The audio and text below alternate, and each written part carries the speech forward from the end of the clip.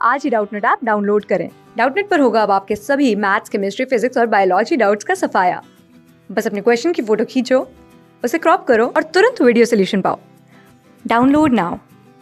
Hello दोस्तों, यहाँ पे प्रश्न है कि एक चतुर्भुज ए बी सी डी में ए बी सबसे छोटी और डी सी सबसे बड़ी भुजा है, तो निम्न के माध्य क्या संबंध है। ठीक, तो चलिए हमें इस प्रश्न को हल करते हैं। ठीक, तो हमें क्या बोल रहा है कि बी और डी कोण में क्या संबंध है। ठीक, तो हमें क्या दिया है कि ए बी जो है वो हमारा सबसे छोटी भुजा है। ठीक, ये हमें सबसे छोटी भुजा है। ठीक, और हमें डी सी क्या दिया है, सबसे बड़ी भुजा, से बड़ी भुजा।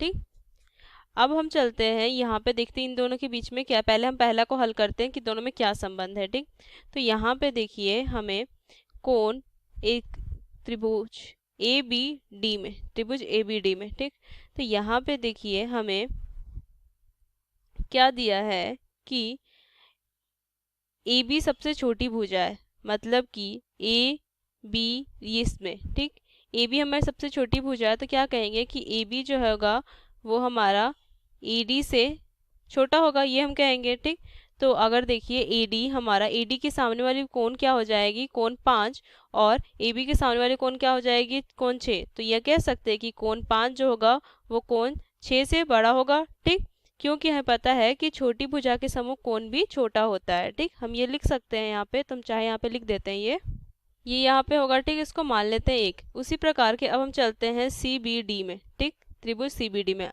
तो यहाँ पे देखिए क्या होगा, डी सी बोला सबसे बड़ी भुजा है। ठीक, सी बी डी में, तो हमारा डी सी सबसे बड़ी भुजा है, तो यहाँ से क्या लिखेंगे कि सी डी जो होगा वो हमारा बड़ा होगा बी सी से।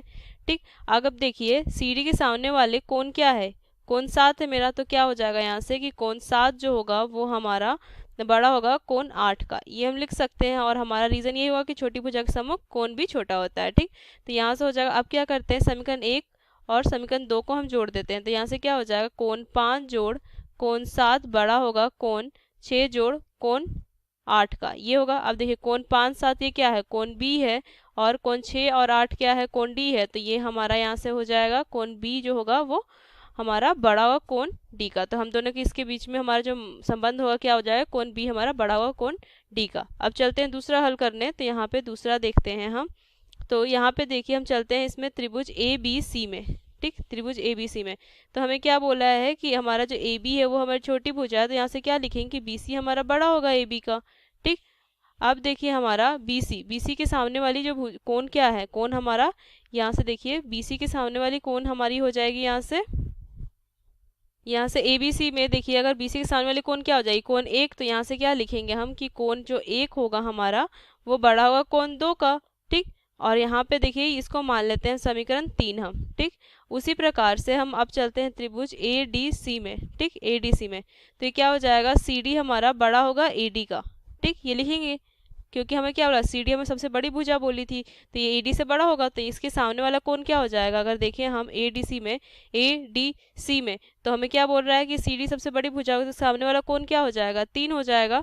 तो यहाँ से क्या हो जाएगा कि कोण 3 जो होगा वो हमारा बड़ा होगा कोण 4 का। ठीक, इसको हम समीकरण 4 मान लेते हैं। अब हम क्या करते हैं कि समीकरण 3 जोड़ समीकरण 4 करते हैं। ठीक, तो यहाँ से क्या हो जाएगा, कोण 1 जोड़ कोण 3 जो है वो बड़ा होगा कोण 2 जोड़ कोण 4। ठीक, अब देखिए यहाँ पे कोण 1 और कोण 3 क्या है, कोण 4 ए। ठीक, और कोण 2 और कोण 4 क्या है, कोण सी। तो यहाँ से क्या कह सकते हैं कि कोण ए जो होगा वो कोण सी से बड़ा होगा। ठीक, तो यहाँ पे हमारा जो संबंध आ जाएगा वो आ जाएगा कोण ए हमारा बड़ा होगा कोण सी से। ठीक, तो हमारा यहाँ पे दोनों यहाँ पे हमने इसके संबंध बता दिए। तो आशा करती हूँ दोस्तों ये प्रश्न आपको समझ में आया हो। धन्यवाद।